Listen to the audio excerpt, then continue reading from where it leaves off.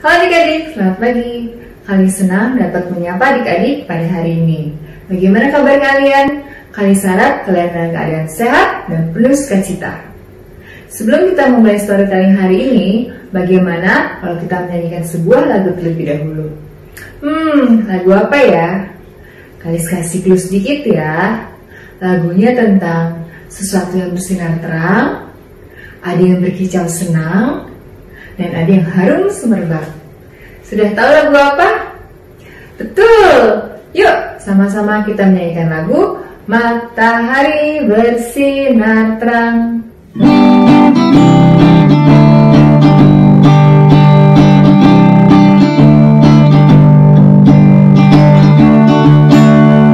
Matahari bersinar terang, burung berkicau senang, harum semerbak bunga di padang, semuanya mengajak kepada kita dan memuji nama Tuhan yang Esa, dan memuji nama Tuhan yang Esa. Matahari bersinar terang, burung berkicau senang, harum semerbak bunga di padang, semuanya mengajak kepada kita dan memuji nama Tuhan yang Esa, dan memuji nama Tuhan yang Esa.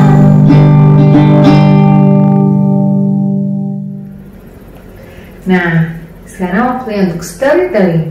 Storytelling hari ini diambil dari Yosua 1 ayat 1 sampai dengan 18. Sebelumnya, kalian ingin bertanya terlebih dahulu. Apakah adik-adik pernah diminta untuk memimpin doa? Atau mungkin punya pengalaman diminta untuk bernyanyi di depan banyak orang? Bagaimana rasanya? Apakah kalian merasa senang, excited, malu-malu, atau mungkin takut? Untuk adik-adik yang sudah pernah atau terbiasa memimpin doa atau bernyanyi di depan banyak orang, mungkin tidak akan takut ataupun malu-malu. Berbeda dengan adik-adik yang tidak pernah memimpin doa atau bernyanyi di depan kelas.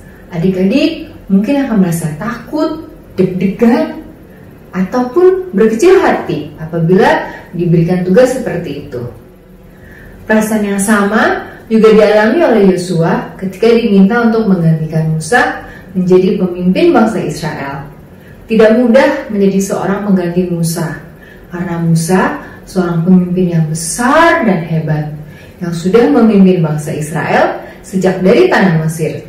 Sedangkan Yosua belum memiliki pengalaman.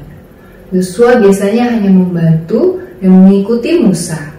Tetapi kali ini Yosua diminta untuk menjadi pemimpin bangsa Israel.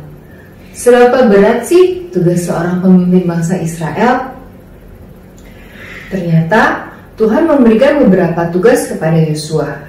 Tugasnya adalah menyeberangi sungai Yordan, menguatkan dan meneguhkan hati dengan sungguh-sungguh, menjadikan bangsa Israel menjadi bangsa yang layak untuk menerima warisan mereka, bertindak sesuai dengan seluruh hukum Tuhan.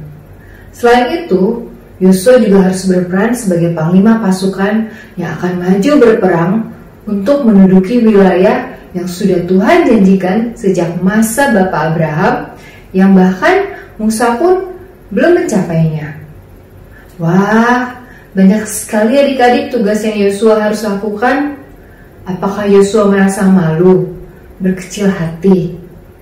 Tentu saja, Yosua sempat berkecil hati, dan Tuhan mengetahui hal itu. Tuhan berkata kepada Yosua, "Janganlah kecut dan tawar hati, sebab Tuhan Allahmu menyertai engkau kemanapun kau pergi." Tuhan berjanji akan memimpin Yosua, jadi Yosua pasti akan berhasil. Tapi Yosua harus tetap berpegang pada firman-Nya, merenungkannya, dan bertindak seturut firman-Nya. Tuhan mengajarkan percaya dan setia kepadanya. Yosua akhirnya tidak ragu lagi dan segera mempersiapkan dan mengatur pasukannya. Yosua juga memberi semangat dan motivasi kepada orang Ruben, orang Gad, dan suku Manasye, sehingga mereka diyakinkan akan penyertaan Tuhan. Mereka menanggapinya dengan baik dan bersedia menjalankan apa yang diperintahkan oleh Yosua. Saat bangsa Israel dipimpin oleh Musa, mereka bukan bangsa yang selalu taat. Mereka pernah bersungut-sungut dan tidak menuruti perkataan Musa. Namun, setelah menempuh perjalanan yang panjang, mereka menjadi bangsa yang taat dan mau mengikuti apa yang dikatakan oleh pemimpinnya. Apakah itu karena kehebatan Yosua? Yosua tentu memiliki usaha, tapi yang terpenting adalah Yosua mampu karena Tuhan yang menyertai Yosua. Tuhan berkali-kali berkata, "Jangan takut, jangan tawar hati, dan aku menyertaimu." Adik-adik, hari ini kita belajar dari Yosua yang setia dan taat, sehingga Yosua mampu merasakan penyertaan Tuhan. Yosua dimampukan melakukan tugas-tugas yang dipercayakan kepadanya. Hal ini dialami juga oleh Kak Lis dan kakak-kakak sekolah minggu lainnya. Di masa pandemi ini, kakak-kakak diberikan tugas untuk tetap memberitakan firman Tuhan kepada adik-adik. Yang dulu mungkin dilakukan secara langsung melalui sekolah minggu, dan sekarang harus dilaksanakan secara online atau jarak jauh melalui storytelling seperti ini. Apakah tugas ini sulit dilakukan?